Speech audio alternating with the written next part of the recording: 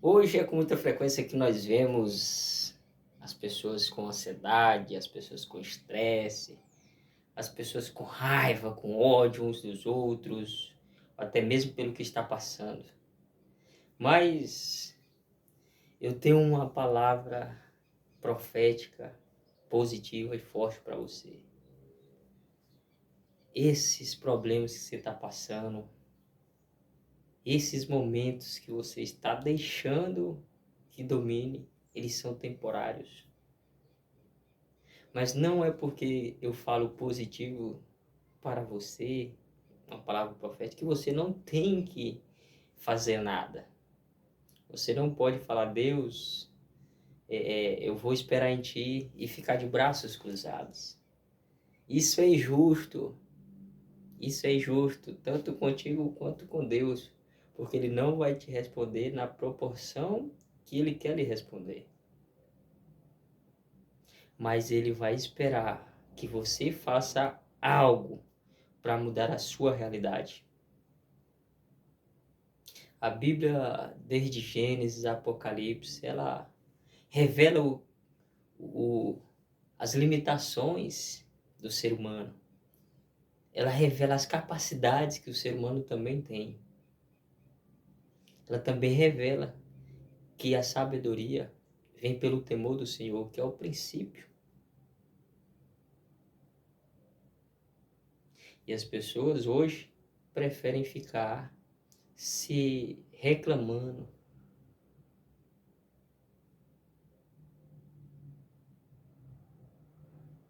Todas aquelas pessoas que reclamaram da vida, das dificuldades momentâneas, todas elas passaram o dobro de tempo que era para passar em um problema. Todas elas. Sabe por que acontece isso? Porque a pessoa não sabe quem ela realmente é.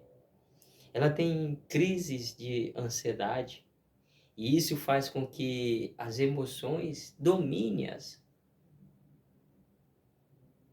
E eu vou te falar, sendo sincero, de ser humano para ser humano, de filho de Deus para filho de Deus, para servo do Senhor para servo do Senhor, você que está ouvindo aí do outro lado.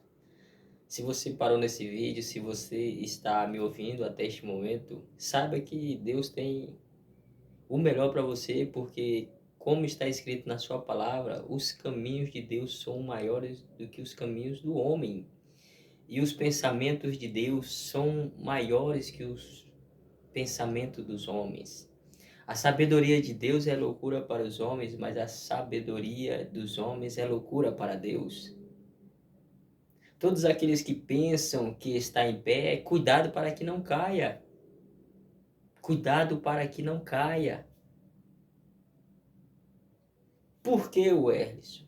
Porque tudo isso é simplesmente por conta da crise de identidade. Não é que você não tem capacidade. Não é que você não é capaz. Não é que você não é bom o suficiente. Não é que você não pode agregar valor para a sociedade. Mas a sua crise de identidade, você não sabe quem é, mas só quer bens materiais. E isso é oscilante. Porque se você quer bens materiais, você está treinando as suas emoções para o material e não para o espiritual, que é o que fortalece. Deus já deixou bem claro, através da experiência de Abraão, através da trajetória de Davi, através da trajetória de Salomão. Salomão, em toda a sabedoria, não se vestiu como um deles, como os lírios do campo, que hoje estão bonitos, que amanhã são lançados ao fogo. Salomão, em toda a sua glória, não se vestiu dessa forma. Mas você hoje, às vezes, está querendo que... eu quero ganhar mais dinheiro. Para quê? Para eu poder curtir a vida. Você acha que Deus vai fazer isso com você? Você acha que Ele vai destruir você com as próprias mãos dele? Ele estaria indo contra a própria criação, contra o próprio caráter, contra a própria santidade. Deus não é filho do homem para que minta e nem homem para que se arrependa. Todas as vezes que você vê a palavra se arrepender, ali relacionada a Deus, Deus se arrependeu, não é sinal de que ele se arrepende igual a mim, igual a você, mas é que ele fica triste pelo que chegou à humanidade. A humanidade está num momento tão caótico, emocional, espiritual, intelectual, que qualquer coisa, qualquer pessoa que lhe dá um pouco de atenção, isso passa a ser um paraíso para você. Isso se chama crise de identidade. Quando você não sabe quem é, qualquer coisa que entra no seu caminho toma a sua atenção, toma o seu amor, toma a sua energia. Então, você hoje está se treinando para ser alguém espiritual. Ou seja, hábitos relacionados à espiritualidade, oração, meditação na palavra. Esses são os seus hábitos, essa é a sua rotina, esses são os teus treinamentos diários, na madrugada, no dia todo. Se não for, pode ter certeza que você vai ter crise de identidade. Por mais que as pessoas não passem 24 horas lendo a Bíblia, mas aquelas pessoas que não têm crise de identidade, elas estão conectadas com a palavra. Está conectado com a palavra. Porque Deus que escreveu em nosso coração o que é certo, o que é um princípio, o que é honrar, o que é não adulterar. Deus já escreveu nas tábuas do nosso coração. Por isso que lá em Mateus fala que tudo aquilo que dedicamos o nosso tempo, o nosso tesouro está lá, ou seja, o nosso coração está voltado para aquilo. E eu lhe pergunto, a sua atenção, o seu coração está voltado para os tesouros celestiais ou voltado para os bens materiais da terra? Quando você está com a sua atenção focada aqui nesta terra, nos bens materiais, você simplesmente negligencia o que Deus tem para você no mundo espiritual. Paz, felicidade e prosperidade. Você pode ter bens materiais com teu esforço, isso não é pecado. Mas uma coisa é certa, eles vão te consumir. Porque você não está conectado em Deus. Você está conectado nos bens materiais, nos tesouros desta terra. Então deposite a energia, a tua força, o teu foco em um tesouro celestial. Um tesouro celestial. Quais são os maiores tesouros celestiais? Primeiro de tudo é a oração. A oração é quando você se conecta com Deus diretamente. É quando você se entrega nas mãos dele, quando você deixa que ele guie os teus passos, que ele cuide dos seus caminhos, para que ele purifique os teus pensamentos e te dê a sabedoria divina que vem dos céus. Esse é o primeiro maior tesouro. Cristo, a parte do corpo de Cristo mais machucada não foi as mãos ou foi os pés, mas foi o joelho. Foi o joelho, porque a vida toda ele sempre estava orando ao Pai Celeste. Ele sempre estava orando a Deus em todos os momentos. E antes dos milagres, ele sempre agradecia antes de receber.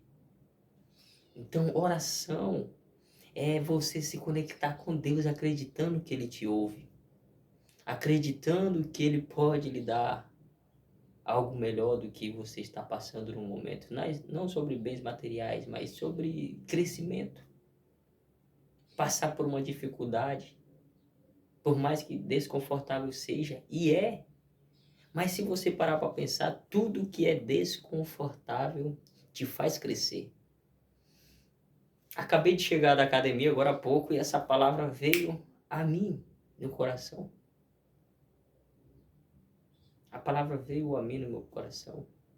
Mas você acha que quem depositou essas palavras? Eu estava na academia e eu não estava com vontade nenhuma de ir. Nenhuma. Estava sem vontade, sem ânimo, sem motivação. Sem desejo de ir, falar bem a verdade. Falar, eu não quero ir. Por mim eu ficava deitado, com um edredomzinho quentinho, e ouvindo uma pregação. Para mim era isso. Mas quando você faz o desconfortável, você cresce e ir para a academia, mesmo sem motivação, mesmo sem querer, mesmo sem ânimo.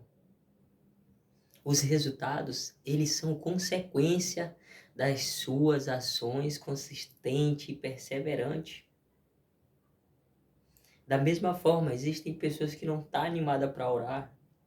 No primeiro minuto de oração ainda está desanimada, no segundo, no terceiro, mas no quinto você já começa a ver a presença de Deus e ela começa a te fortalecer, ela começa a te animar, ela começa a se internalizar tanto na tua mente, no teu coração, no teu espírito, que isso passa a ser o maior privilégio que você tem do dia.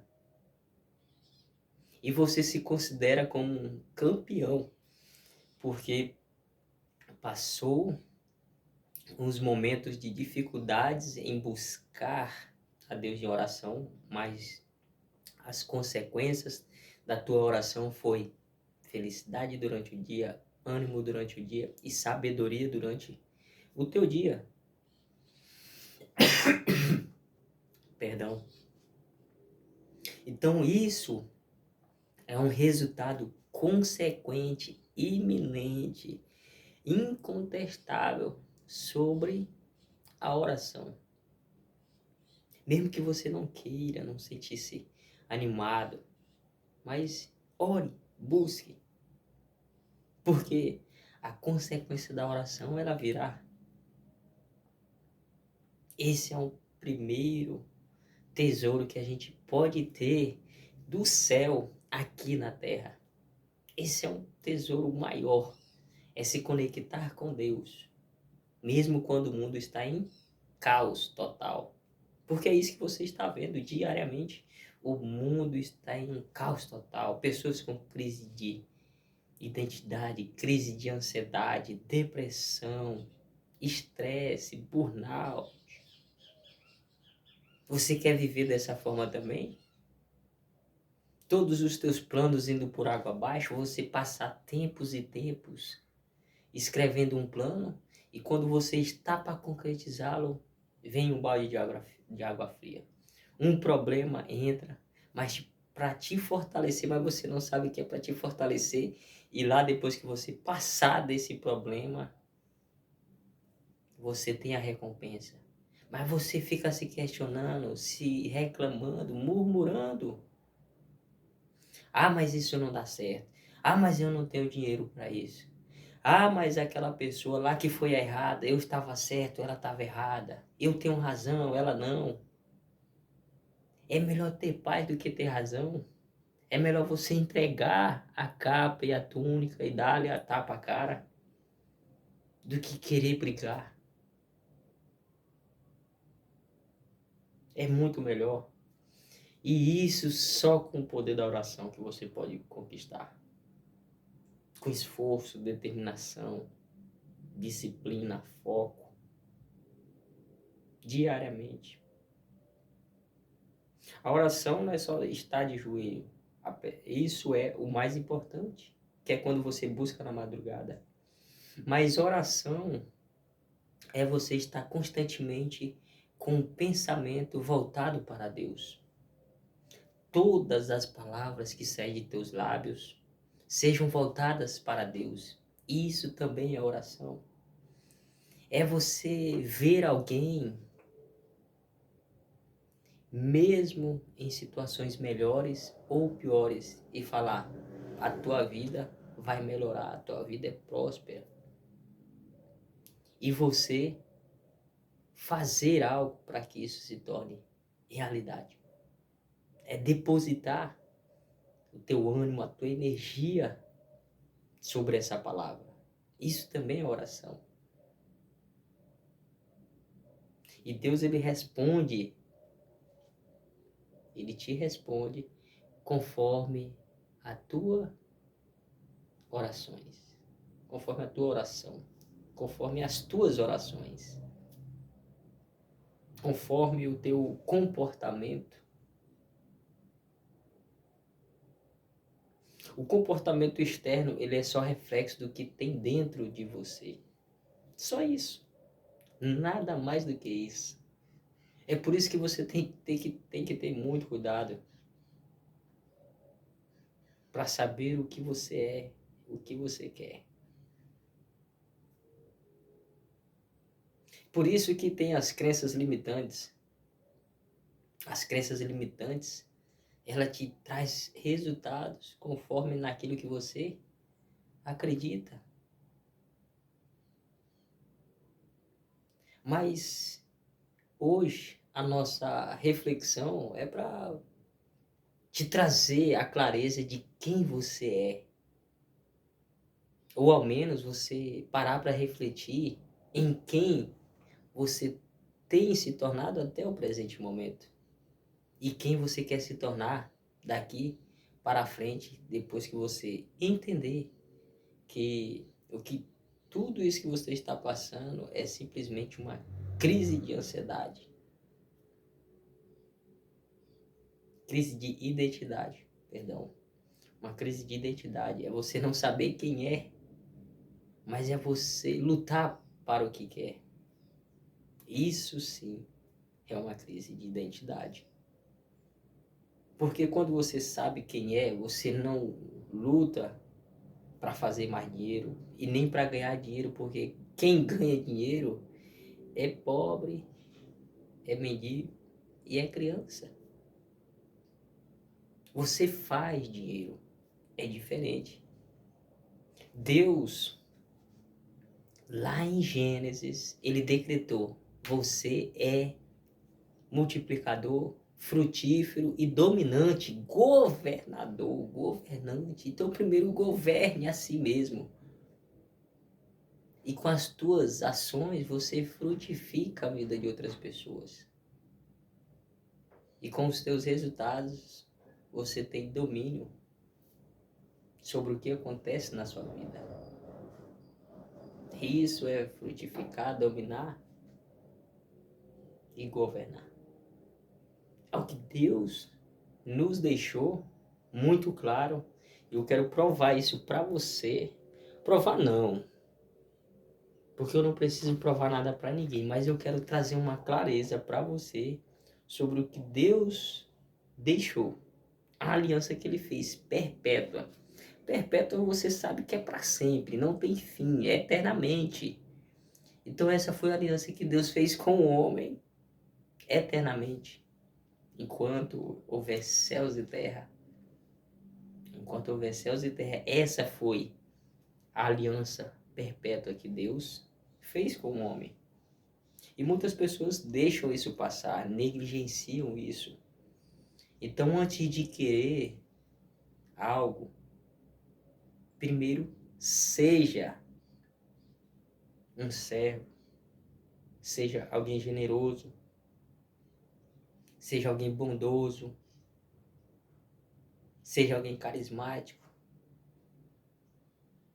seja alguém compreensivo, alguém respeitoso, sábio, inteligente, pacificador, Seja produtor, seja governante. Governe a sua própria vida, governe as suas próprias emoções. Governe. Deus deixou isso bem claro lá em Gênesis capítulo 1, verso 27. Vou começar pelo 26, 27 e 28. Olha só aqui, ó. E disse Deus: façamos o homem à nossa imagem e conforme a nossa semelhança, e domine sobre os peixes do mar, sobre as aves dos céus e sobre o gado, e sobre toda a terra, sobre todo o réptil que se move sobre a terra. E criou Deus o homem à sua imagem, a imagem de Deus o criou. Homem e mulher os criou. E Deus os abençoou. Esse abençoou é no passado. Passado pretérito perfeito, como diz a língua portuguesa. É o passado do pretérito perfeito. E olha só, Deus já abençoou antes mesmo de ter. Deus já tinha abençoado Adão e Eva e toda a humanidade que vinha após eles. E Deus lhes disse: frutificai, multiplicai-vos, enchei a terra e sujeitai-a, e dominai sobre os peixes do mar, sobre as aves do céu e sobre todo o animal que se move sobre a terra. E disse Deus: eis que vos tenho dado toda a erva que dê semente que está sobre a face da terra, e toda a árvore em que há fruto que dê semente, ser-vos-á para mantimento. E viu Deus, verso 31, e viu Deus tudo quanto tinha feito, e eis que era muito bom. Esses versos aqui, eu quero complementar ele com a lei da semeadura. A lei da semeadura. Tudo aquilo que você planta, você colhe. É impossível você plantar laranja e colher limão, plantar goiaba e colher abóbora. Acho que é bem grande a abóbora, né? Mas é um exemplo, tá? Pra você entender. Então Deus ele deixou bem claro para nós. Você deve ser o que planta para que abençoe outras pessoas. Porque fruto não abençoa só um. Não só quem plantou, mas também os demais. Tanto quem colhe, tanto quem compra.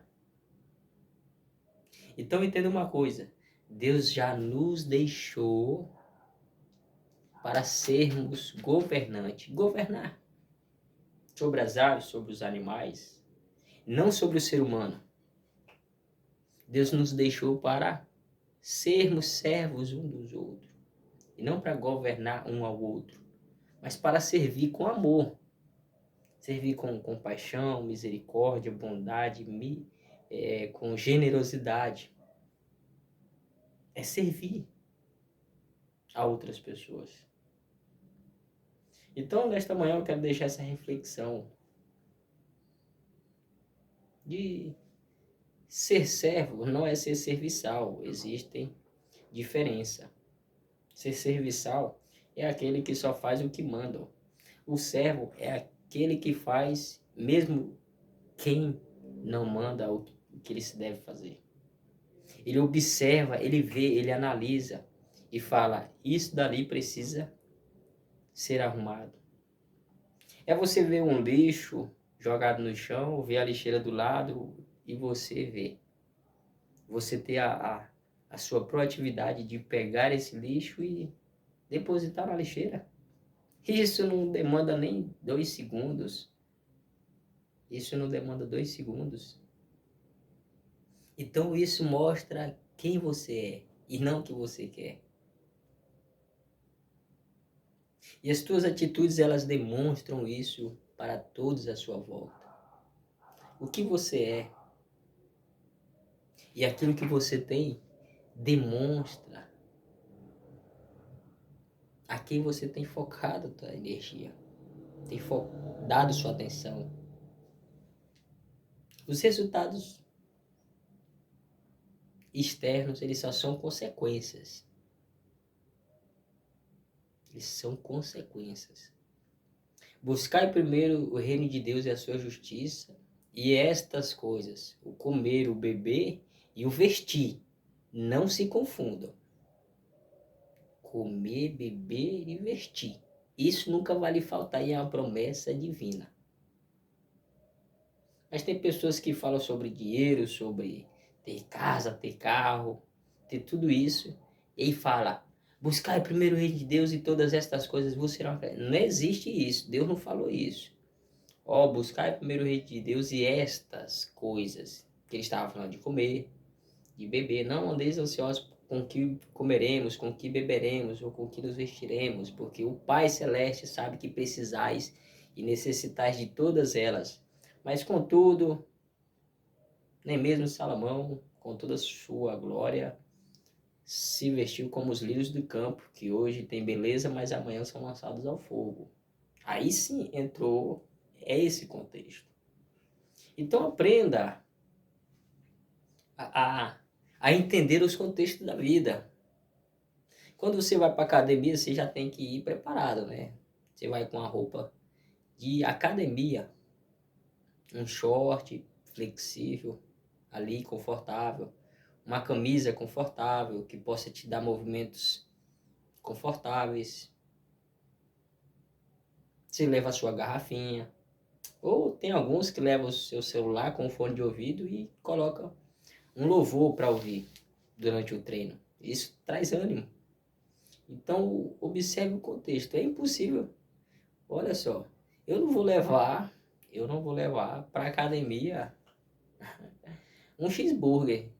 Eu não vou, eu posso, mas eu não vou, porque não é o contexto da academia, não é o que eu vou apresentar estar fazendo na academia.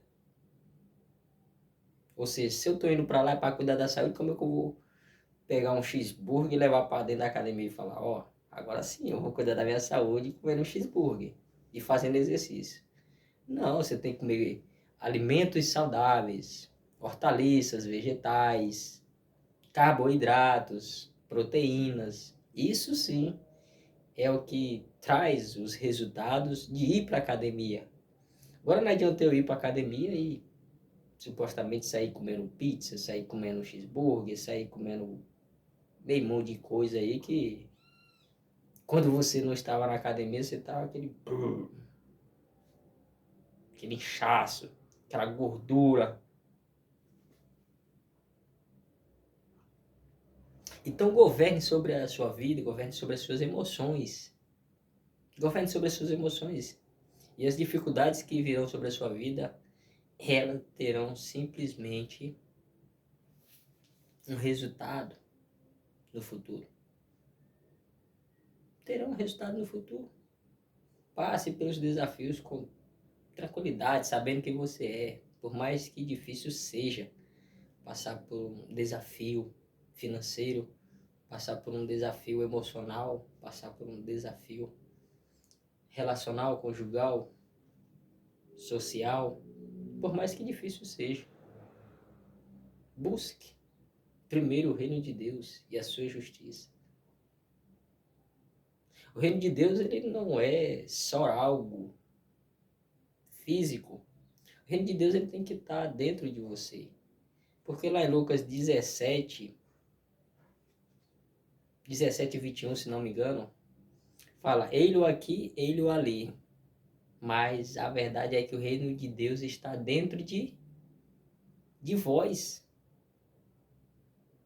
O reino de Deus está dentro de vós. Isso é sinal que devemos ser mais espirituais do que carnal. Paulo diz, pois o querer o bem está em mim, não porém efetuá-lo. O mal que reside em mim me apresenta como vendido, uma pessoa vendida à escravidão do pecado. Que eu ainda vivo no pecado. Então, ser servo do Senhor não significa que você vai ser perfeito, mas significa que, mesmo que você caia hoje, Deus te levanta. e você continua a sua jornada.